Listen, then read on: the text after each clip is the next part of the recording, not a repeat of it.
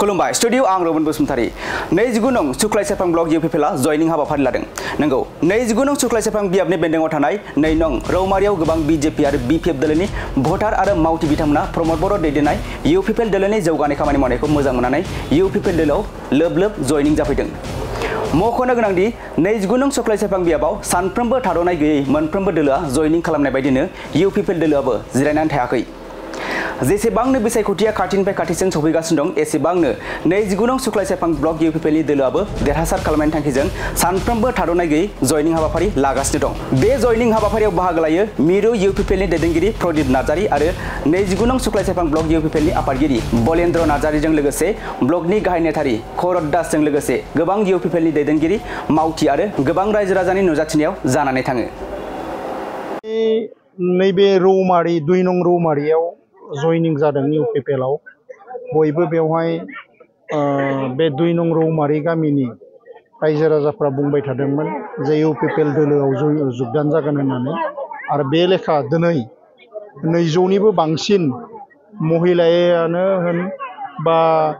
जोंनि ज्येष्ठफ्रानो होन बा सेंग्रा सिख्लाफ्रानो होन बेवहाय बयबो इउपिपिएल दोलोनि नीति आरो आदर्श आरो प्रमद सारनि जिफोर खामानि मावबाय थानाय जे सारि बोसोरनि जे सरकार सोलिनाय इउपिपिएल दोलोनि बिटिआरआव जे सरकार सोलिनाय बे सरकारनि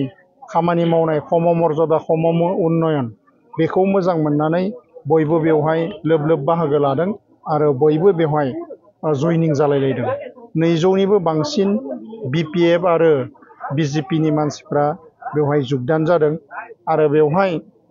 बयबो गामिनि मानसिफ्रा फैबाय थानाय समाव जोंनि इउपिपिएल दोलोखौ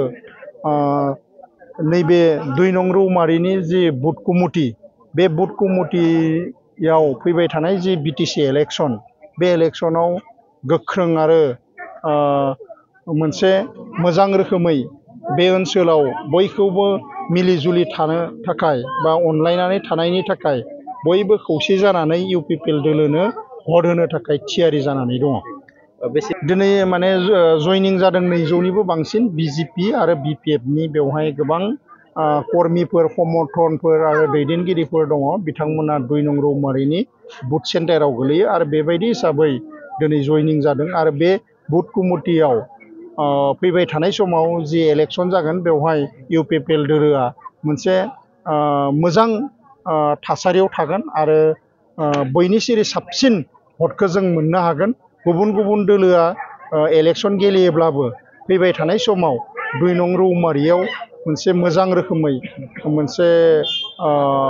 जायफोर बिजाथि गेलेगोन बिनिख्रुइ बांसिन भट मोननानै बेवहाय जोंनि भटआ देरहागोन होननानै जोङो मिजिंथिनो हायो दायो। बेवहायथ'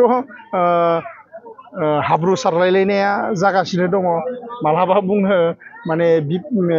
बीपीएफआ बुङो इउपिपिएलनिफ्राय जगदान जानाय मालाबा बुङो बीजेपीआ जगदान जानाय होननानै बुङो नाथाय बेबायदि नङा। जों जेरैबायदि जोंनि कर्मीफोरखौ लाखिदों जोंनि जिफोर कर्मीफोर दङ बेखौ मोजां रोखोमैनो लाखिदों आरो जेरैबायदि जोंनो भट नांगौ बिनि जि इनटेक बेखौ जोङो मोजाङैनो लाखिनानै दोनदों आरो बेबायदि हिसाबै बयबो जोंजों बिभिन्न जाति जनगोष्ठीनि रायजोफोरा बा बिभिन्न जाति जनगोष्ठीनि बुद्धिजीबी आरो बिभिन्न जाति जनगोष्ठीनि संगठनफोरा मोनसे जोंनि इउपिपिएलखौ सुक्लाय सेरफाङाव देरहाजानायखौ लुबैदों आरो सुक्लाय सेरफांनि समस्तियाव इउपिपिएल दोलोखौ नैबे थांनाय समाव जेनदोंब्लाबो जोङो सेकेन्ड पजिशनाव थानानै प्रमद सारनि दैदेननाय जि सरकार बे सरकारा मोजां रोखोमै रायजो राजानि उसुबिदाफोरखौ जेंनाफोरखौ सुस्रांनो थाखाय जोङो बयबो इउपिपिएलनि दैदेनगिरिफ्रा ज' खामानि मावनानै जोङो सुस्रांनायनि थाखाय बयबो रायजो राजा आरो बुद्धिजीबीफ्रा बुंलायनायखौ जोङो खोनादों आरो बेबायदि हिसाबै फैबाय थानाय समाव जोंनि इउपिपिएल दोलोआ सुक्लाय सेरफाङाव देरहानाया रोखा आरो खुनु बेबायदि जोंनिफ्राय गुबुन माने दोलोआव थांनाया दिनै नंखाय फोसावनाय बेबायदि हिसाबै जोङो जोंनि जिफोर भट लाखिनो गोनां बेखौ इनटेक लाखिनानै जों खामानि मावलांगासिनो दङ।